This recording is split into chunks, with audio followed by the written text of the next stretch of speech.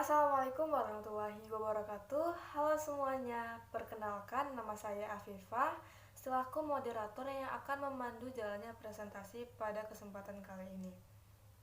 Adapun materi yang akan melakukan presentasi adalah kami sendiri dengan judul makalah Peradaban Islam pada masa dinasti Bani Umayyah Barat. Baiklah, sebelum memulai presentasi, saya akan memperkenalkan anggota kelompok. Yang pertama ada saya sendiri selaku moderator dan juga presentator pertama. Selanjutnya saya bersama dengan saudari Lira Jumatri selaku presentator kedua. Dan yang ketiga saya bersama dengan saudara Muhammad Izul Hamdi selaku presentator ketiga. Adapun materi yang akan kami jelaskan adalah peradaban Islam pada masa dinasti Bani Umayyah Barat yang akan disampaikan secara bergiliran. Maka darinya diharapkan kepada teman-teman sekalian untuk dapat menyimak jalannya diskusi dengan seksama sembari menyiapkan tanggapan, sanggahan maupun pertanyaan. Baiklah, langsung saja presentasi kami mulai.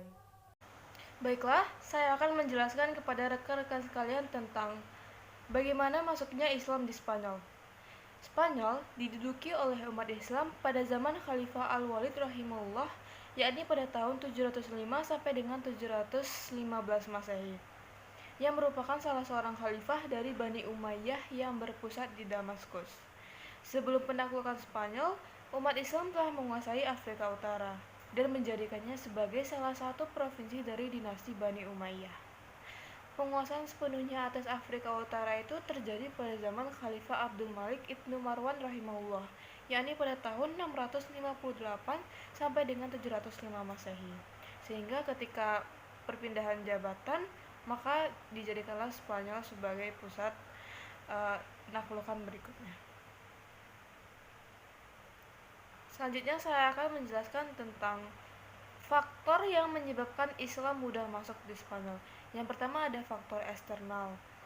Adapun faktor eksternal ini adalah suatu keadaan yang terdapat dalam negeri Andalusia itu sendiri, di mana saat itu kondisi sosial, politik, serta ekonomi negeri dalam keadaan yang begitu menyedihkan. Yang kedua ada faktor internal. Faktor internal adalah suatu kondisi yang terdapat dalam tubuh penguasa Islam, termasuk tokoh-tokoh pejuang dan para prajurit Islam yang terlibat dalam penaklukan wilayah Andalusia. Seharusnya para pemimpin adalah tokoh-tokoh yang kompak, bersatu, dan penuh percaya diri. Namun, dan dengan hal itulah penaklukan Andalusia dapat berhasil. Materi selanjutnya yaitu perkembangan Islam di Spanyol. Perkembangan Islam di Spanyol ini melalui 6 periode. Yang periode pertama yaitu berlangsung dari tahun 711 Masehi sampai 755 Masehi. Periode kedua berlangsung dari 755 Masehi sampai 912 Masehi. Periode ketiga berlangsung dari 912 Masehi sampai 916 Masehi. Periode keempat berlangsung dari 1013 Masehi sampai dengan 1086 Masehi. Periode kelima berlangsung dari 1086 Masehi sampai 1248 Masehi. Dan periode terakhir yaitu periode ke-6 berlangsung dari 1248 Masehi sampai 1492 Masehi. Selanjutnya, kemajuan peradaban Islam di Spanyol. Yang pertama yaitu pada bidang filsafat.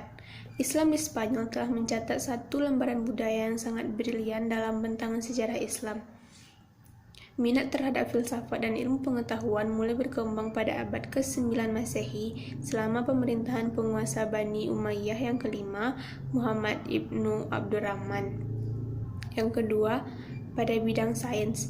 Ilmu-ilmu kedokteran, musik, matematika, astronomi, kimia, dan lain-lain juga berkembang dengan baik. Yang selanjutnya pada bidang fikih. Dalam bidang fikih, Spanyol Islam dikenal sebagai penganut mazhab Maliki.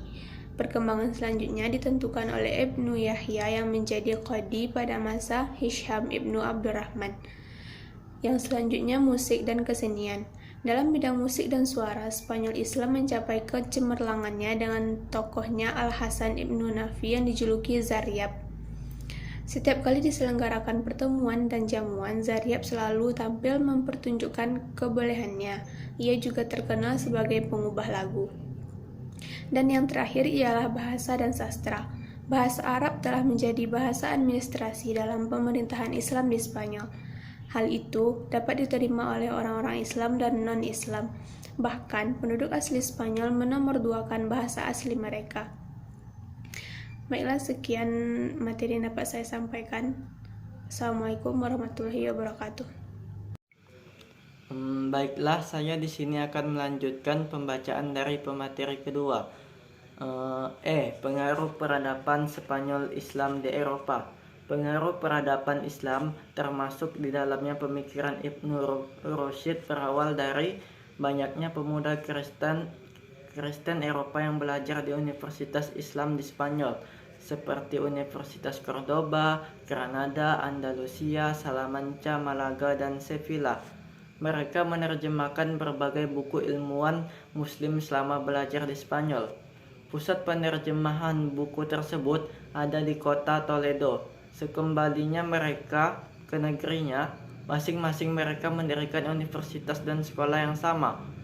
Pengaruh ilmu pengetahuan Islam atas Eropa yang sudah dimulai sejak abad 12 Masehi itu yang membuat timbulnya gerakan kebangkitan kembali Renaissance budaya klasik Yunani di Eropa pada ke-14 Masehi. Berkembangnya pemikiran Eropa kali ini merupakan manifestasi terjemahan Arab yang dipelajari kemudian diterjemahkan ke dalam bahasa Latin. Selanjutnya ada F, transmisi ilmu-ilmu keislaman Eropa. Dalam masa lebih 7 abad kekuasaan Islam di Spanyol, umat Islam telah mencapai kejayaannya di sana. Banyak prestasi yang mereka peroleh, bahkan pengaruhnya membawa Eropa dan kemudian dunia kepada kemajuan yang kompleks, baik kemajuan intelektual maupun kemegahan pembangunan fisik. Perlu diketahui bahwa Spanyol diduduki umat Islam pada zaman Khalifah Al-Walid bin Abdul Malik 705 sampai 715 Masehi. Salah seorang khalifah dari Umayyah yang berpusat di Damaskus. Sebelum penaklukan Spanyol, umat Islam telah menguasai Afrika Utara dan menjadikannya sebagai salah satu provinsi dari dinasti Bani Umayyah. Salah satu hal yang perlu diketahui bahwa Eropa kaya dengan ilmu pengetahuan disebabkan adanya invasi Islam ke Spanyol, sehingga membuat ilmuwan-ilmuwan bermunculan dengan kesejahteraan yang telah mereka capai. Sekian, terima kasih, dan saya kembalikan kepada moderator. Demikianlah presentasi kami pada kesempatan kali ini. Saya selaku moderator meminta maaf apabila ada kesalahan, dan juga mari sama-sama kita memohon ampun kepada Allah Subhanahu wa Ta'ala. Saya akhiri dengan wabillahi taufiq wal hidayah. Wassalamualaikum warahmatullahi wabarakatuh.